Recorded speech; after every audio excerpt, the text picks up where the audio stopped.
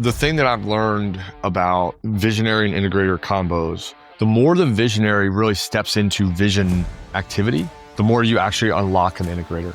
Get out of the way and let them go further. Let them go farther. Let them go beyond what you can do. And in many ways, if you're having a hard time with like managing your team or leading your team, it's time to get an integrator, like pronto. You have surely heard of Walt Disney. No doubt everyone has. We all know about Disney World, Disneyland, and all the various different Disney products.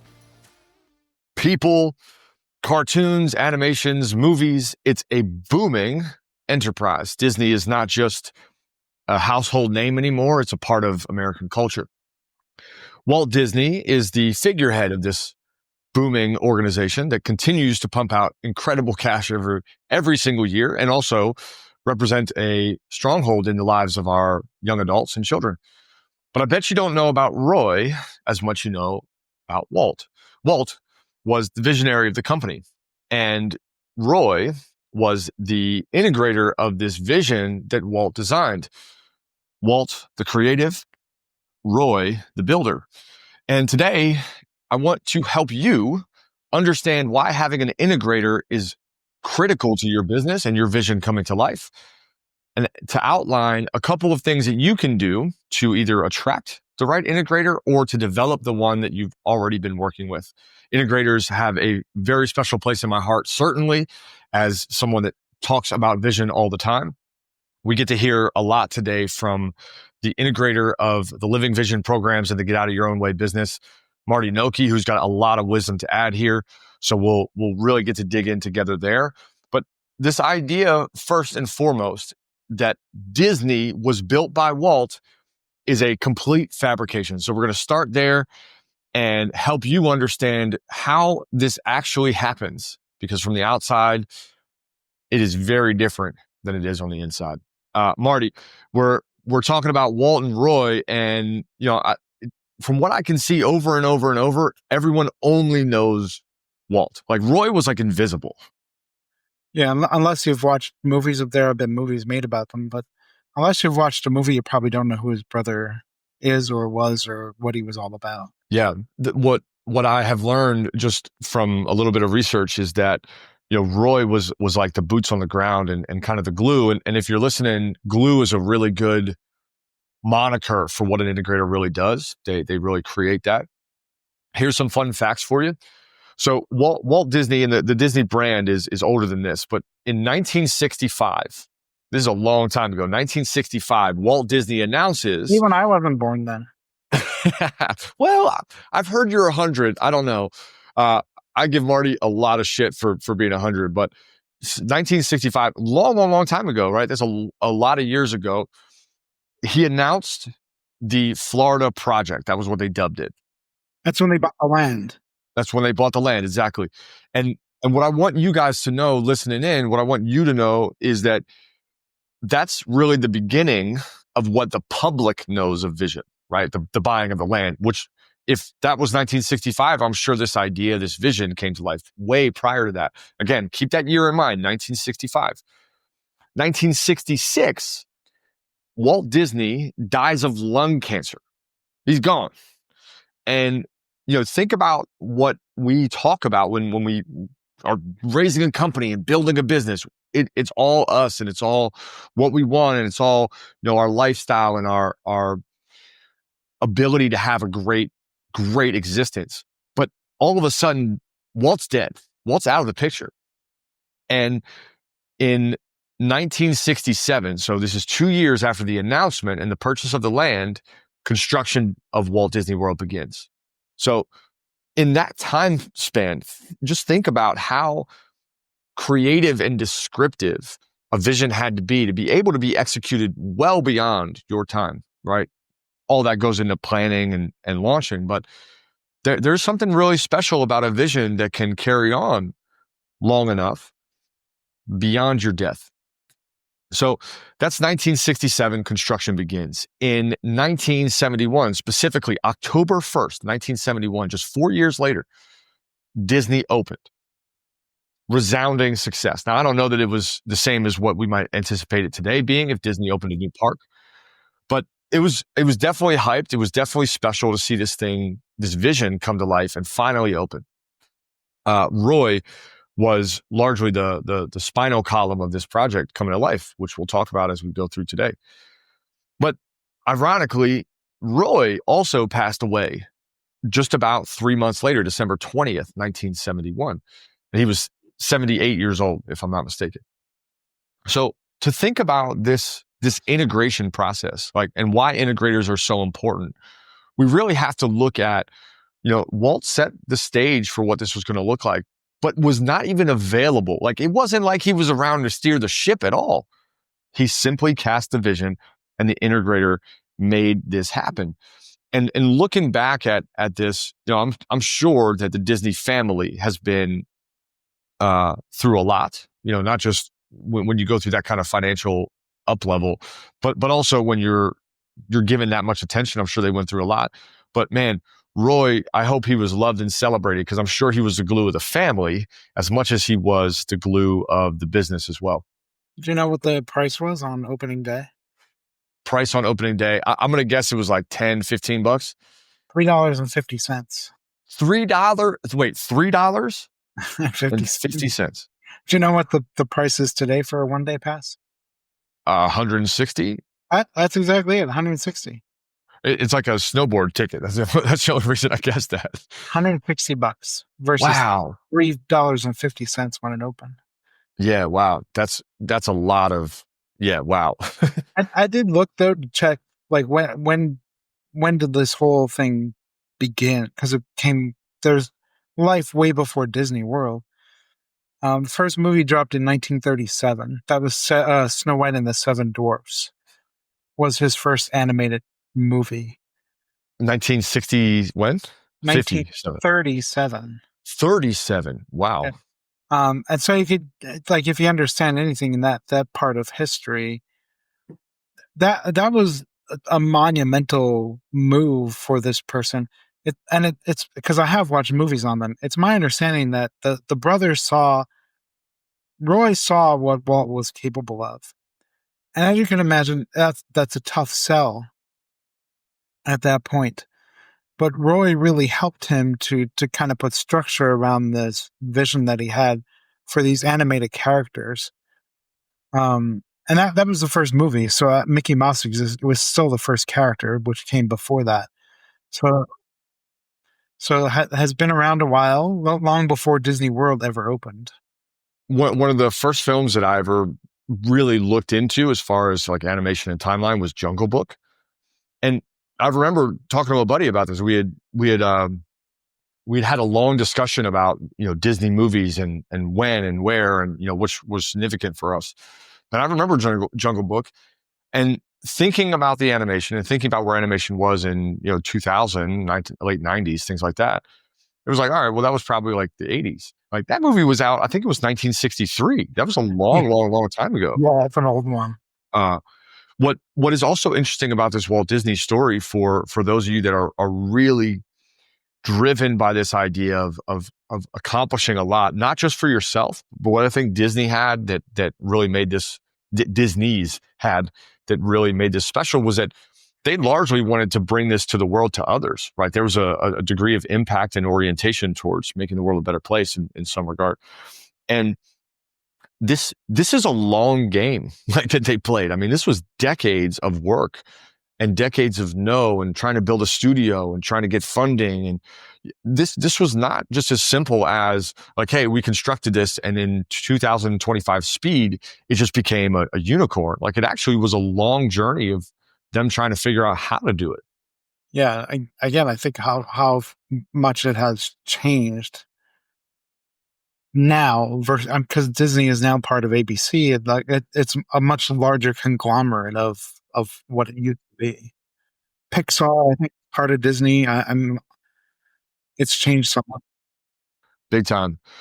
Well, here's what's interesting about this, and I want to segue us into this conversation with Integrator. What's really interesting, though, would be and I don't know the answer to this question, is what was Disney's original vision, and is it still moving in the same direction? But And I don't know I'd be curious to know that too. because it has changed so much. Well, I'm sure it's like there's no way he could have envisioned half of those things that are today, like because the tech wasn't around, Oh, right. But it would be very fascinating to get a hold of some of those docs. Yeah. The the thing that I want you to know as a business owner, as a CEO, or as part of a startup, anything that is really enterprise driven, is that this conversation today about how you as a visionary, a creative, and how an integrator work together might be the unlock code for what's ahead. And here's what you need to know. If you don't have an integrator, you need to find an integrator. We're going to talk about that in just a moment because it's not easy. And the odds are that there are going to be some challenges you face when trying to find one.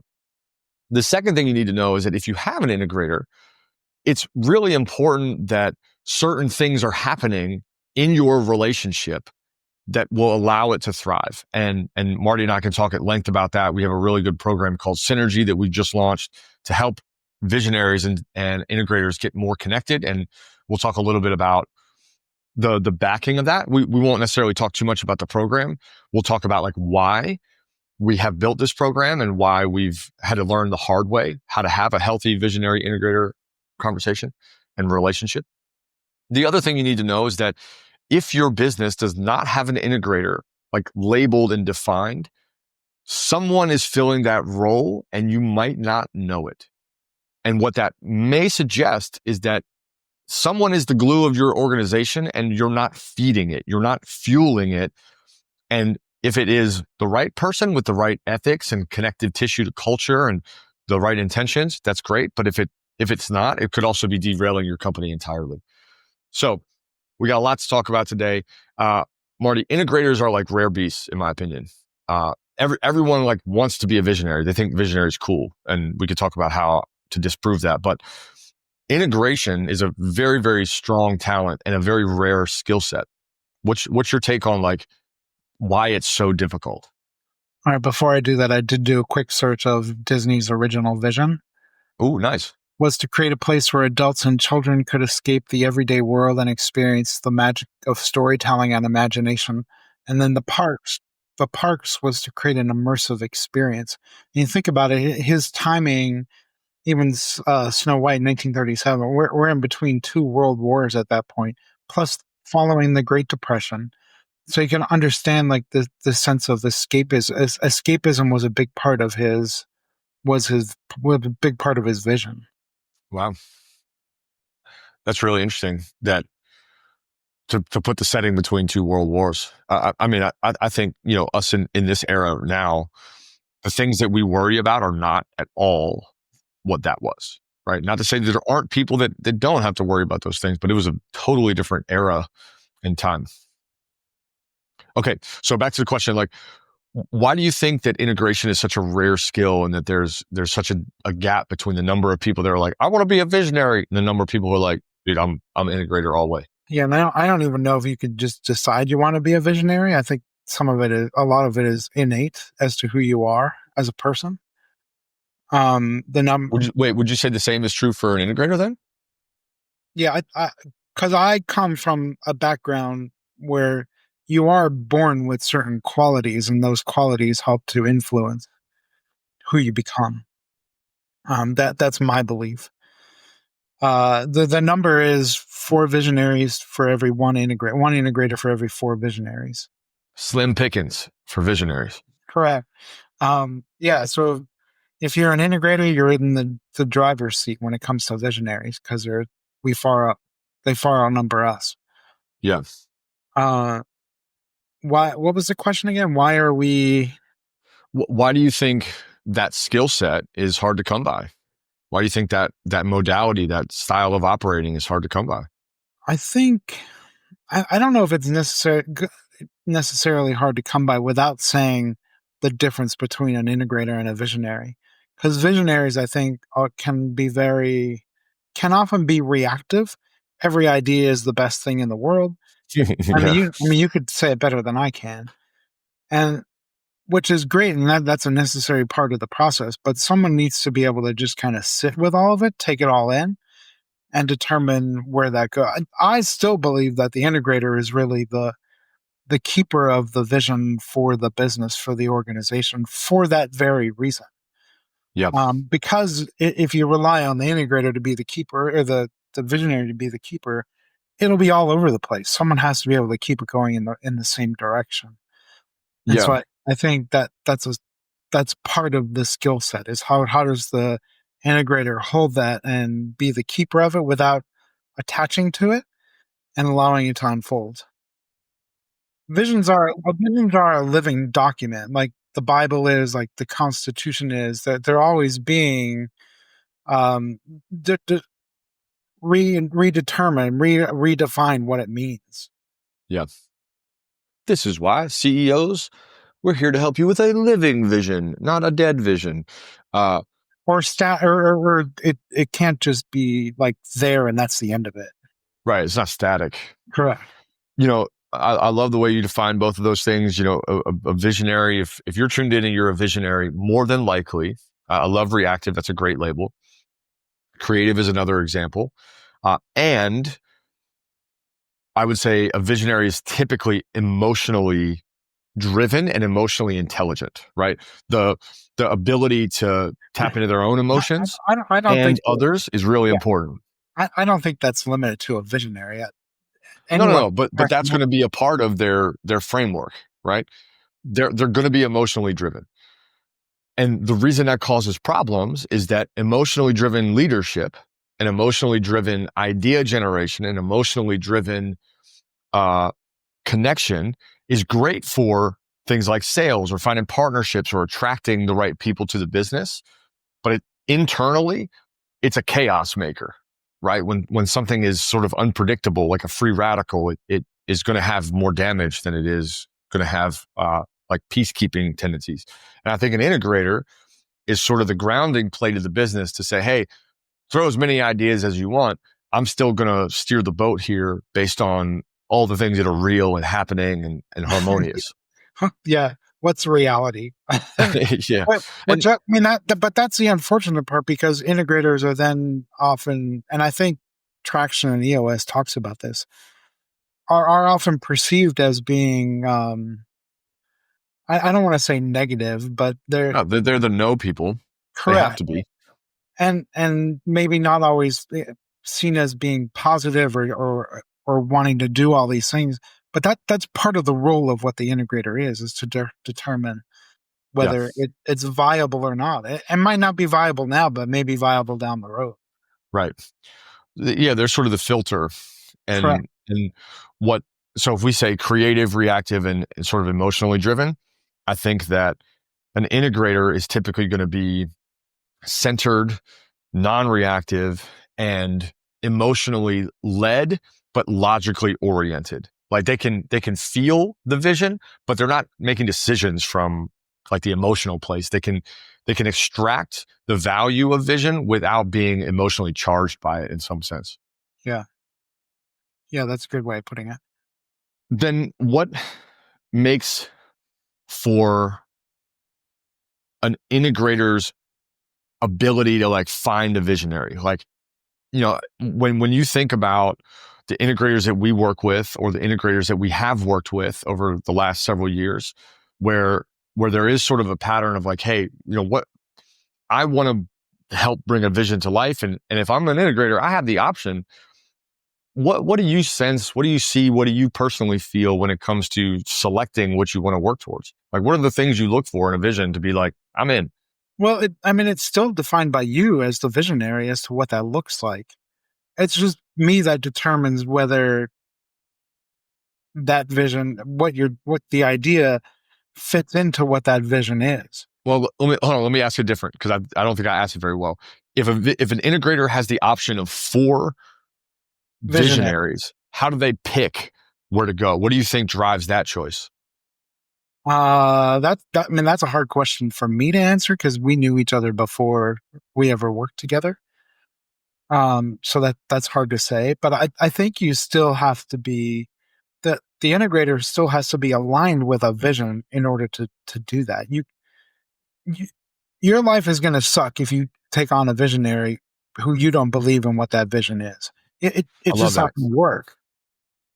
So I hear alignment with values, like with the visionary, right? Alignment of values, And along with the actual vision. right? Alignment with the vision.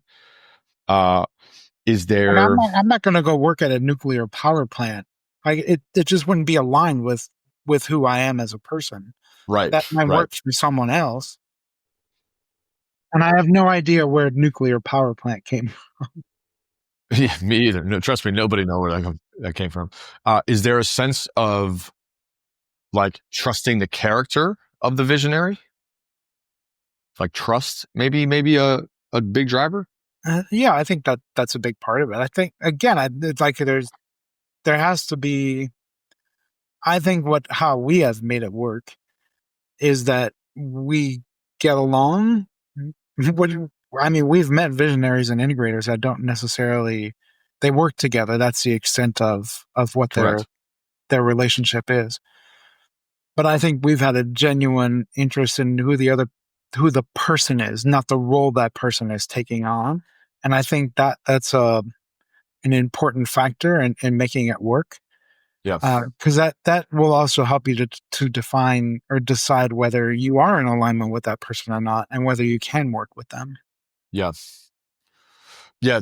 The reason that I hear integrator relationships don't work is often that the personal dynamics don't line up. So maybe there's like a role, right, in the business that attracts an integrator to say like, hey, okay, I want to go into this. But usually the cracks start to reveal themselves month 3, month 4, month 5, and they're based on the dynamics between the visionary and the integrator. Because that is the driving factor of whether your business will thrive in the space of visionary integrator or it will decay. And those are the only 2 options. Yeah, and I think one of the issues that I've seen with other number 2s, and I think it's again, mindful that visionaries can be reactionary and want things yesterday. It doesn't work that way. An integrator is never, ever going to move at the same speed of the visionary. They just aren't. And I think sometimes in my experience, that's where the conflict begins to arise, because the visionary wants something yesterday. Yeah. But the integrator is still working through that. There is much more process oriented. Definitely. What I also think is important to say is if you are visionary and the personal fragmentation starts to happen and you keep pushing, they're going to leave. Like you really have to generate a sense of patience and trust that the integrator will often do better. I think the integrator are often better at like patience and trust. And they're just, again, I think that's part of the innate quality of who that person is. Right. And a visionary, again, very emotionally driven, is like, no, prove it, right? It's just like, that's just how we're wired. And I don't think that you can't evolve, but it is important to work on it like any other key relationship in your business. Like this is the most important dynamic in your company. And you've got to have an integrator if you want sustainability, if you want viability, and if you want to keep a team. We just did a podcast, just released as we're recording this today, about why A players leave. And A players are going to leave if they're led by a visionary. I can promise you that all of the history I've had with really strong A players has been essentially, I'm moving at light speed. I want everyone else to move at light speed and think at light speed. And I just whiplash people back and forth until they're like, dude, I don't know what you want. I don't know what we're doing. I don't know where we're going. And ideas from a visionary without a filter are really dangerous to a business. Man, I wish I could put it any simpler, but that's it. They're dangerous. Yeah. And no matter where people stand on things, I was listening to someone describe in our own situation where we're living with federal government, Elon Musk involved, and how it's all perceived is happening. And I heard someone say, essentially a gorilla could go do what he's doing because it looks like you're just stomping on everything. The integrator is much more strategic minded. Like, it blows my mind that it appears to be operating that way. Because I'm like, well, how does this piece fit with this piece and this piece and this piece? And if you pull this piece out, how is it going to affect the other pieces? But there's none of that going on at the moment. Where it looks like it's just pulling pieces. I think that second person is always a necessary component to make sure that I can't just go pull something out of my car, out of the engine of my car, and expect it to run the way it Right. did yesterday. Nor can you add something, right? Correct. So there has to be that mind that is always aware of those pieces and how they're operating. And if I'm going to pull this person out or pull this out, what's going to happen to the rest of it? Yeah. Yeah. It's interesting to think back on a moment that I had. Here's a fun story for you. So before I had even launched, Money Club, I was essentially an integrator in an integrator kind of role for a soccer club. My job was to sort of take the apparel problem and integrate it into the business and make it not a problem. I didn't know what integrator was or wasn't, but what I did know was that I thrived, especially because at that point I was employed. So I'm in employee mode, which made integration like a nice adjacent, right? It wasn't like jump into visionary mode where I'm just supposed to have ideas and make decisions. So it was a nice adjacent. I'm learning these skills. And part of what I would do is I would sit down with the president of the company and go over like, hey, what do you imagine this looking like? And, who's a part of this and how does it happen? I would just like barrage questions. And some of that would yield like a very interesting result because I didn't know what I was doing in a lot of ways. I wasn't building it from a place of my own genesis. I was looking for wisdom as to how to build, what to build.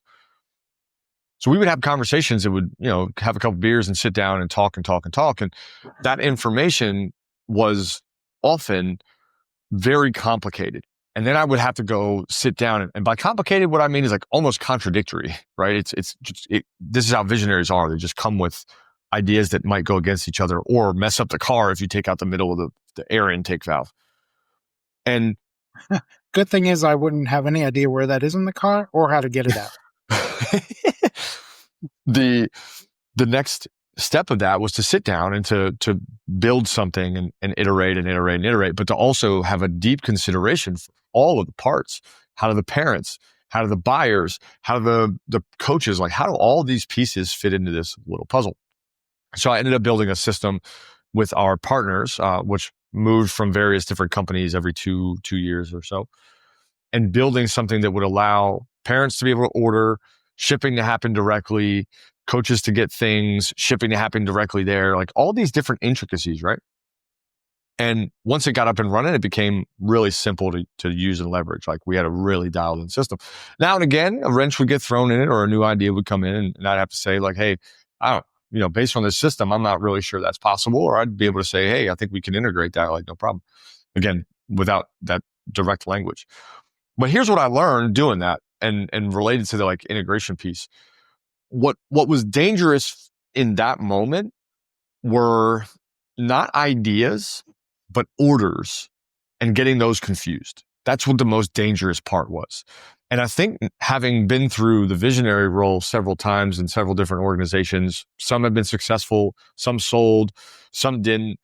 What I've learned is that visionaries do an awful job of distinguishing an order from an idea. So they'll make a statement like, it would be awesome if we.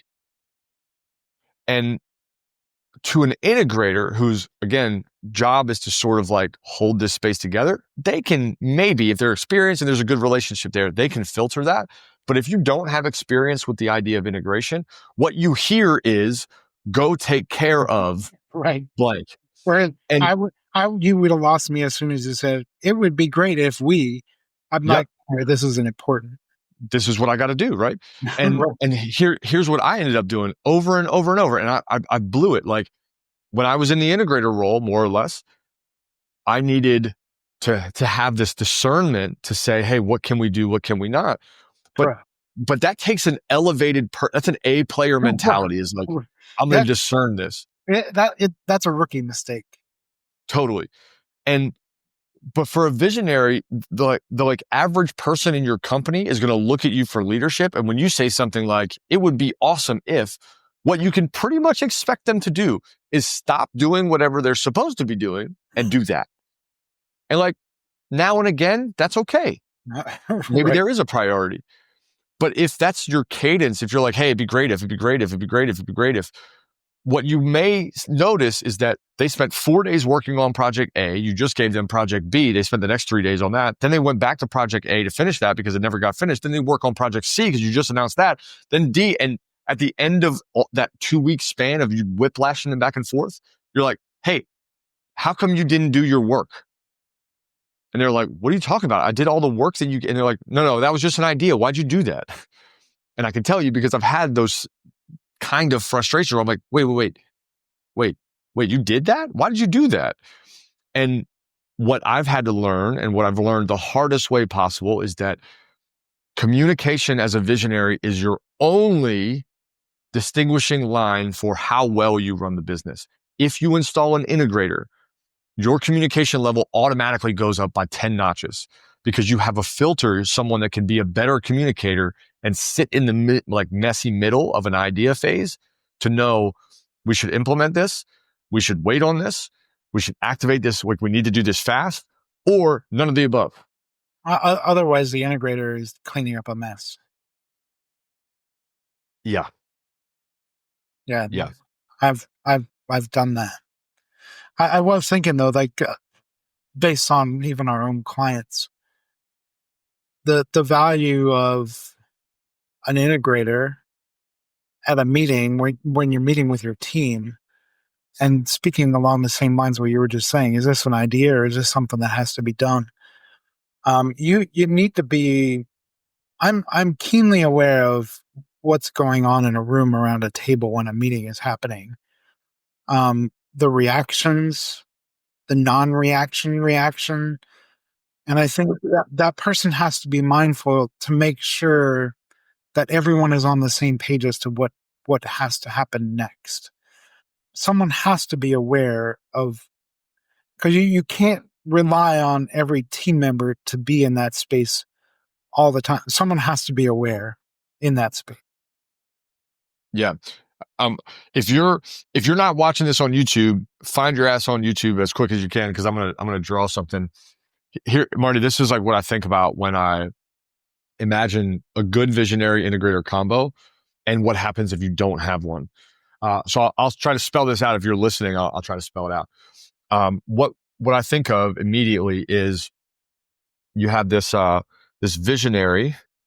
So there's a V in a circle. I feel like you're always like on a race mode when you start on that board. Absolutely. Well, it's because I got to erase everything because that's visionary mode. So it starts with this visionary that is communicating this like wavelength that I think jars a lot of people, right? There's a lot of energy, there's a lot of emotion, there's a lot of drive and a lot of ambition. And there's really two options, right? So you have this like wavelength. Option A is it goes to an integrator. Option B is it goes to the team. If the integrator doesn't intercept this crazy ass wavelength and then convert it to the team where it's gentle and responsible and well thought out and articulated, your team is getting like the full gamma radiation. Like you're getting all of the emotional turbulence. But that goes back to the point I made earlier that's why the integrator is the keeper of the vision. For sure. The visionary cannot be the keeper of the vision. They just can't. Correct. There's too much turbulence, way too much turbulence. Correct. And what I think, when I imagine a successful team, it's really integrator and team as like a single unit. And the visionary sort of lives in this strange land of like, it sounds improper, but isolation, right? You want to isolate visionary at least visionary behavior from the team. If anyone knows you, Strange Land, it kind of sums it up. Yeah, that makes sense. Hi guys, I'm Ron. What this implies remember the Land of Misfit Toys on Rudolph? I'm definitely, yeah. I'm 100%. I've been that since I was 6, man. The thing that I want you to hear if you're a visionary or you aspire to be a visionary is that your activities could be sabotaging your business unless you get an integrator in there. And the only way to get a visionary to get an integrator in your business is to have a vision. You got to have a vision, because no one's going to want to be like, if you're trying to find an integrator and they're given the opportunity to have like a regular ass job where it's just like clock in, clock out, punch in, punch out, follow these tasks, do these SOPs, like you're not going to get an integrator. Integrator's going to leave. They're going to leave. Marty, if you had to do the same thing every day and just like follow the rules and like do it a certain way, like I don't know, 90% of jobs, how long could you last in that? Like genuinely? I lasted as a priest for 15 years. Well, there was a lot of integration in that. Right. It was a lot of the same thing though, too. Yeah. Over and over again. There was always variety though, because I preach different, I taught different. Like there were other pieces that helped that creative side of myself. Well, hold on, because I don't want to like either I'm wrong or that story doesn't add up. From what you've told me about your history, you were going place to place, right? You were like integrating a place. Yeah, bouncing. So you might have had the same title, but you were going and integrating, and then you were moving on and integrating. But if you had to stay in the same place for 15 years, would you have done it? No, I don't think I could have. So that's sort of the point. Visionary CEOs is like, they're not going to want, I don't think anybody, visionary or integrator, wants to stay in the same place over and over and over. There's a growth metric that's important. Yeah. It can't always be the same. Yeah. I mean, you and I we have that conversation probably a couple times a year. What's the next level? What's the next level? Yeah. It's on the calendar for Saturday. Right. Because I get to the point where it's like, all right, this is 15 quote unquote 15 years. What's next? So it does happen. Yeah. Yeah. The thing that I've learned about visionary and integrator combos just from our programs is that the more the visionary really steps into vision activity, really working on it, the more you actually unlock an integrator. There's a reason we're called Get Out of Your Own Way. And that like slogan is bigger than just this idea of like, well, you're the problem. No, it's actually like, get out of the way and let them go further. Let them go farther. Let them go beyond what you can do. And in many ways, I think the integrator becomes the leader internally. The visionary, no doubt, is the leader externally, but the internal leader is definitely integrator. And if you're having a hard time with like managing your team or leading your team, it's time to get an integrator, like pronto. Oh, for the person who's trying to do both. Mm-hmm. Yeah. It's hard to do both. That was my whole life as a priest. I had to do both. Yeah. It's incredibly difficult to do both, for sure. Especially if you don't have a filter, because then you just bring in the turbulence externally and then you bring it in internally. Right. That is one area where I like separate, because I was not a turbulent person. Yeah. So I want to ask you this, because I do feel like there's probably some wisdom we can get out of you. You and I were working together, and then this opportunity for us to build together came up.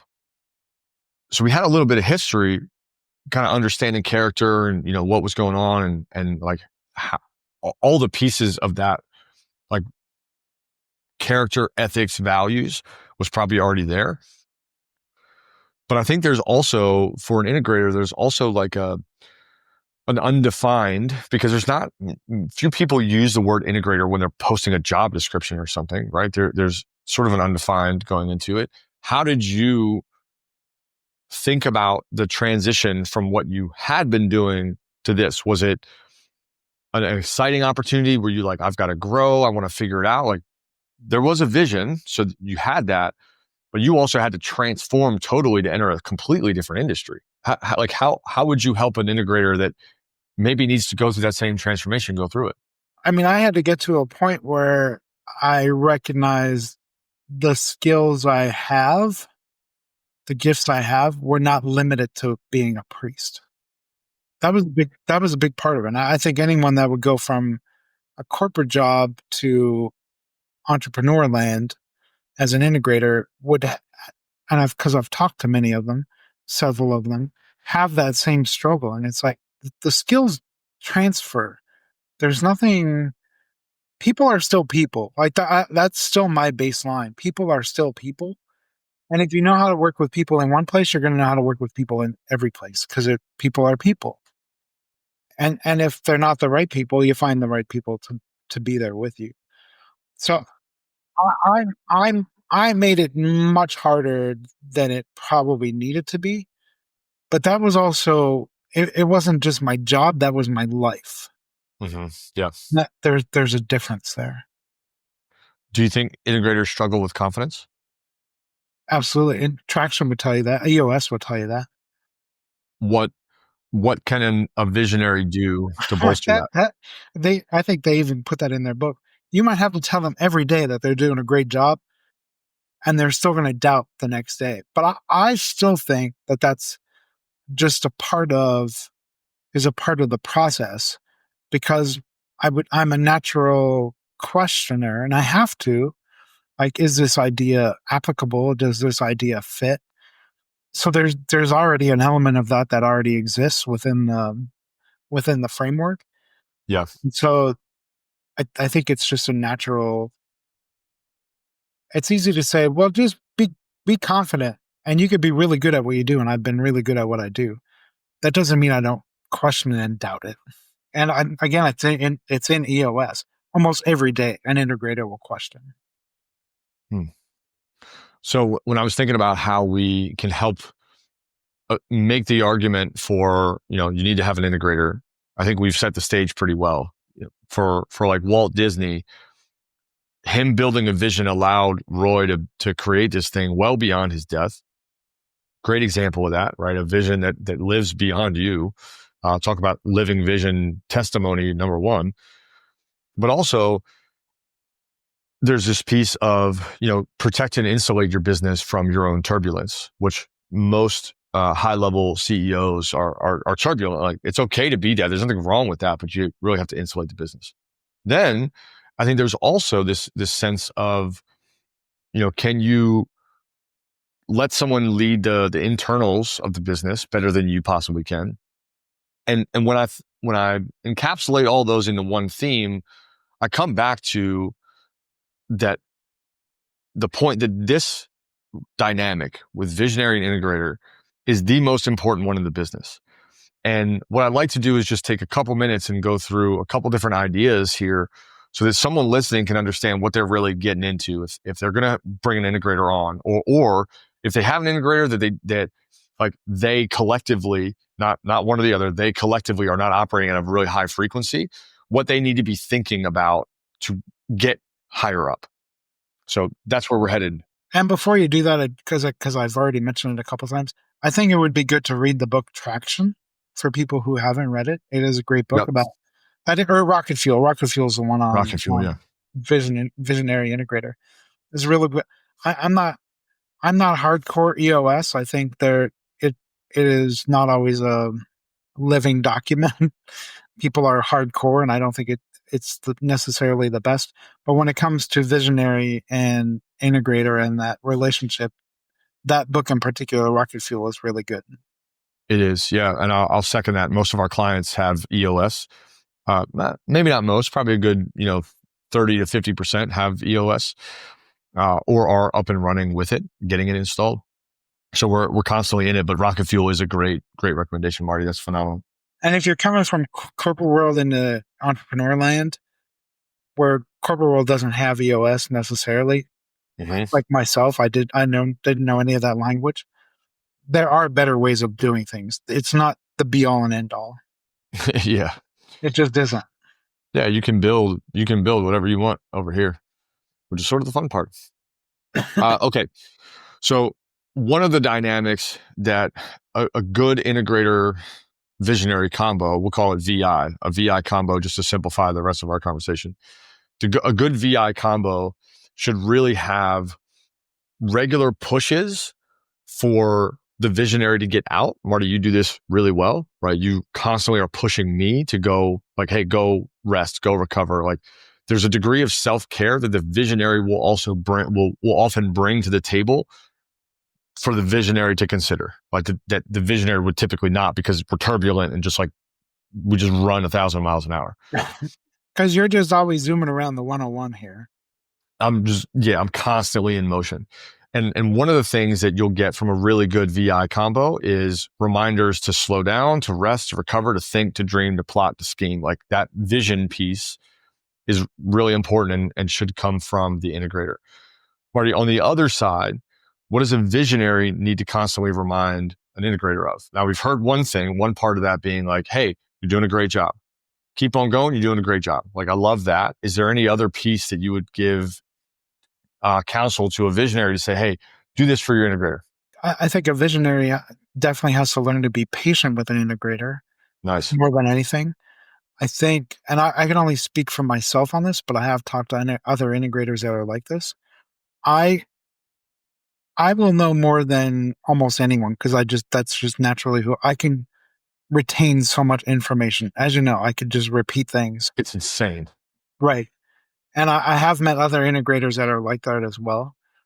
And some of that is I might need that piece. It could be 5 years down the road, but that piece is still there and I have that information if I need it and I can pull it. And so I think yeah. I think patience is a big part of it, being patient with that person, especially if it feels like the business is in decline or Yeah. Or because the stress, natural challenge. tendency, as you know, is to speed up Yes. rather than taking care of the injury that's there, that deal with the problem. Otherwise, you're Yeah. Like, creating more problem right. with speeding it up. And that the integrator is going to naturally pull back when the visionary is going to try to speed it up. Yep. Yeah. The tension there is normal too. I would On want a everyone normal to know basis, but in particular, if the business if there's a problem, that. Yes. that the Yes. integrator Advice. can naturally pull back. So that's a great piece. Be patient, communicate that, and really making sure that you are reminding integrator they're doing good work. I think another one is Well, let me say one other one as well, because you and I have had this conversation. Whether it's quarterly, whether it's however you do it, it's really important for the visionary to. It's easy to forget the vision where we're going at times, because so many things are being thrown at you. And you and I do this on a probably a quarterly basis where we sit down with that vision again, just to make sure we're going in the right direction. yeah. I do think that's an important piece to it. That's a great addition.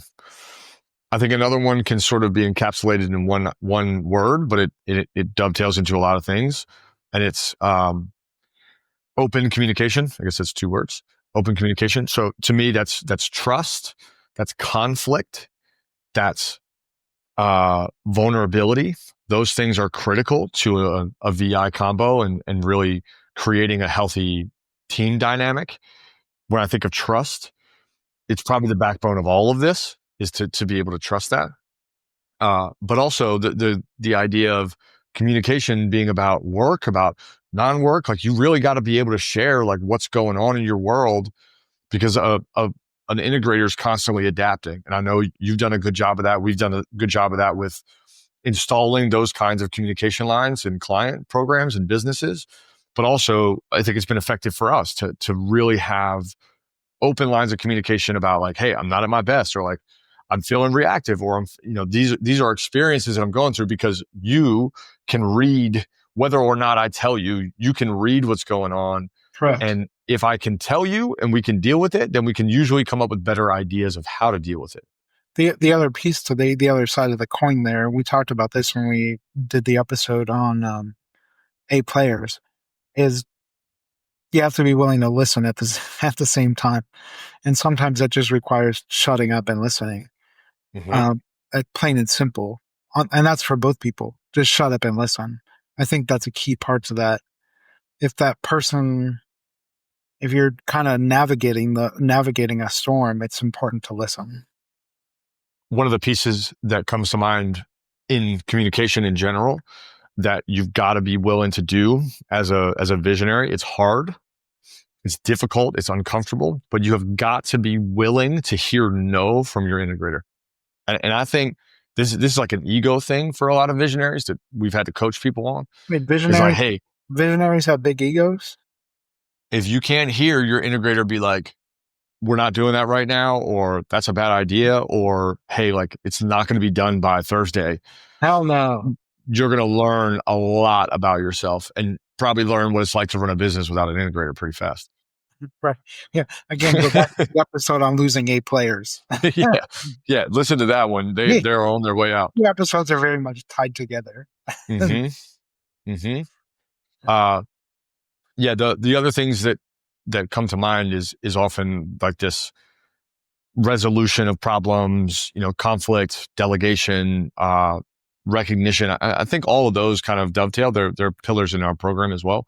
But most importantly, you have got to be willing to let go and let an integrator do their thing. And if there's any piece that I see over and over happen that represents a visionary's problematic behavior, it's not letting go. Again, I'll go back to my point from the beginning. I've said it twice now. That is why the integrator is the keeper of the vision, not the visionary. Yeah. Because the visionary will attach to it. Mm-hmm. Yeah. Integrators tend to be better at detaching because it's not theirs, right? It's Right. your vision. Right. Yeah. I wonder what Roy Disney was like in building this, right? It was obviously something that he was deeply invested in, but I do bet he had a bit of different separation from what Walt had. Yeah, and from what I know, he had a strong financial background. That was a big part of it. He kept it like, this is what you have. This is where we're going.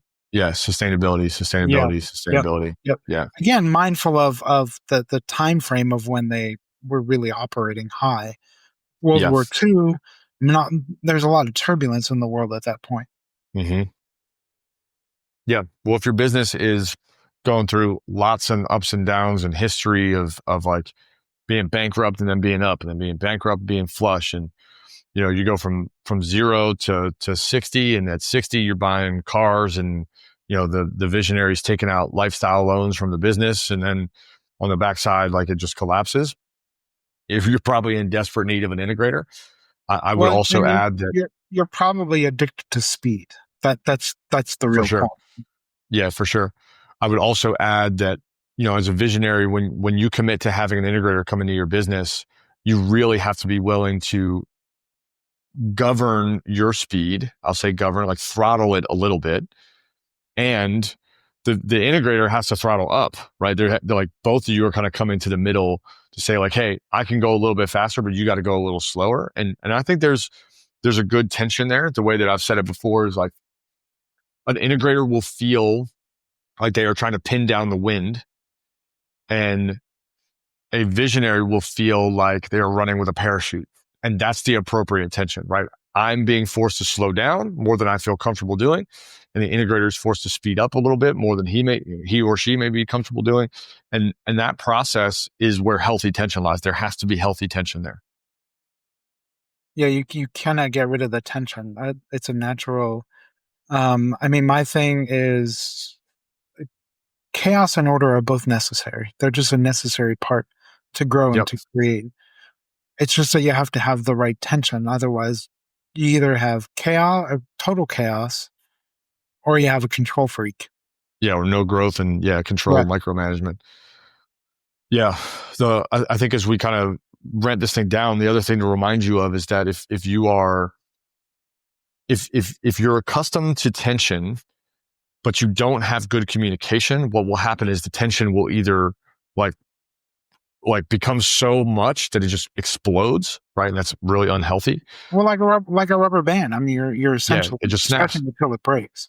And this is where your integrator will leave. If that's a history you have, then you probably haven't been able to hold tension. If you don't have enough tension, they'll also leave because they're like, I'm not growing. This isn't growing. We're not going anywhere. So you need healthy tension, but in any, really healthy relationship, especially if you're going to work like you and I are planning to work together for a long time. So like, there's no point in running from it. Why would we? Like, why don't we just sit down and figure it out? Hey, once a quarter, let's like clear the slate. Let's work on it. And if that has to happen once a week, like fine.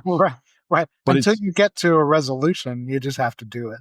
Yeah, you just got to deal with it. And I think visionaries, because of their like speed tendency, they don't want to sit in hard, uncomfortable, conflict-ridden conversations that an integrator might need. You might need to just sit and talk about it and talk about it and talk about it and talk about it. And if that's what we got to do, that's the best thing for the business. It really is. Like it has taken me a lot of growth to be able to sit down and not panic. If you say something like, hey, I want to break through to the next level. Like, I don't know that I want to stay here. It's taken me a lot of work to be like, okay, great. This is exciting. And not to be like, oh my God, the world's on fire. All right. And I want other visionaries to understand what they're getting themselves into when they start down this road. It is the game changer of your business, but it requires you to grow at a compensatory rate to what you want your business to grow. You have got to grow, and you've got to have a vision to be able to get an integrator involved in, but then you got to work on the relationship and invest in how that vision comes to life with them. Yeah. And even if that person comes to you and says they think they want to leave, it's essentially, I need to have a conversation with you. Now, you may have snapped the rubber band and they're gone. Possible, yeah. More often than not, it's stretching a little too far, or not stretching enough, and you need to that person's starting to look elsewhere. When we talked about that in the other episode on A players, they'll start looking elsewhere. It doesn't mean they're ready to jump, but something's not fulfilling for them at the moment. Yeah. So it's really an invitation to open conversation. Well, it might be time for you to look at your living vision if you are a visionary, to not only do it for you, but to make it large enough that you could fit an integrator inside of your business and your vision. I think this is a meaningful cause for most business owners to really go down. Hey, I want to build a vision that can maintain an integrator. It's the most important hire you'll probably make. Aside from like a significant other, it's probably one of the key relationships that you're going to have outside of like the familial system. It's going to change your life, but you've got to get this dialed in. Now, if you are already with an integrator, some of the things that we talked about today might be really worth working on. If you need help, we have a great program called Synergy, where we get the two of you together for a day and a half immersion program, and then 6 months of coaching beyond that. So the Synergy program is something that we can help you get your VI combo back on track if you're not on track. If you're just looking for an integrator, know that you're 4-to-1. There's way less integrators than there are visionary. Now, I believe Rocket Fuel does some pairing and matching. I think if you want to look into that, there's like a service that they offer. But I will tell you that if you go into those hunting and you don't have a vision dialed in, you are going to be left with wasted time and a lot of energy out for an integrator that just does not want to join. So if you need help building your vision out, we've got great programs that are launching later this year. You can talk to us about our one-on-one work, but vision becomes a key and core component. If you want any of our exercises that can help you independently, feel free to DM me on Instagram. Just go to Aaron Velke, send me a message, say, hey man, I want to work on my vision. And I will send you one of our tools to help you get started in building that out. Last thing I'll say is that, if you have an integrator, it's already going great, and like you don't need synergy, your vision is dialed in. I would encourage you to not fold your cards just yet and make sure that you are finding ways to regularly invest in the VI combo, whether that's going away for a quarterly huddle up on vision or booking out, a little excursion where you get to get out of the office and really talk about vision. There's nothing better than having regular calendar time for work on vision with your integrator. So if you feel good about it, don't rest on your laurels. Make sure you're invested in this. Put some time on the calendar to get one-on-one. Marty, what you got? Yeah. So the one thing Rocket Fuel does point out, and it has stuck with me, that you as a visionary, there's a good chance that there's an integrator among you. So before you go looking around the world for that person, there's often someone on the team that could fulfill that role that you already know and have a relationship with. So be mindful of the people around you because there's a good chance of that. The other point I would add is we're by no means perfect at it, and we have to work at the relationship as well. But I do think of the trajectory of our time working together. And I will say, I think one of the biggest things, it was Money Club at that time when I first started to work with you, where you were trying to do everything. And a big part of it has been, how do you get this person to focus on a thing in order to keep going one direction rather than trying to go 50 direction, which, as you know, is often a big problem with entrepreneurs. They try to do 500 different things. Yep. And you're lucky if you do it half-assed at that point when you're doing so many things. Yeah. Yeah. The way I would say that is Marty has become the bumpers on the bowling lane. Like, my energy and activity can be random and sporadic, and I'm going to hit a pin, right? There's a pretty high guarantee that I'm going to hit the pin. And, correct. You know, if That's you're why dealing there's with things bumpers. like, yeah. And if you're dealing with things like shiny object syndrome, if you're like random and assorted and you don't have routine, vision comes first, integrator comes second. Like, that is an important order. Do not go hunt for an integrator without a vision, but you're going to need an integrator. So you need step one to go to step two. And then you can start working on stabilizing your life, your business, your vision, your passion, your enterprise. So we're here to help. We appreciate you tuning in. There's a lot of really cool things we're doing in 2025, but we are ultimately here to give you some tools. If you need some of those tools, frameworks, and guides, we've got plenty of them. Send me a DM. Go in and write a review for this episode or this show. We'd really appreciate you taking the time to do that. And then, most importantly, build your vision. Work on that. Take the time to do it. It'll help change everything for you and your business. Marty, if an integrator is listening to this and they're like, they want to know one pro tip that they can use in the next conversation they have with a visionary, what would you give them? What would you tell them would help their VI relationship? I think it's something we already talked about. It's something I've gone back to even with integrators I've worked with. You got to know how to discern. You really need to know how to discern an idea from what needs to happen. Nice. It is absolutely crucial because I've met others who then try to do all those things because they haven't learned how to discern. That it's key. It's key. It's a great piece of advice. Thank you for tuning in. We'll see you on the next episode. Follow along on Instagram at Aaron Velke, at Marty Nocchi. And then you can check out our website. Just go to living.vision and you can check out all of our programs there. You can learn about what we're doing. We're so excited that you're here. Be sure to get out of your own way. See you guys.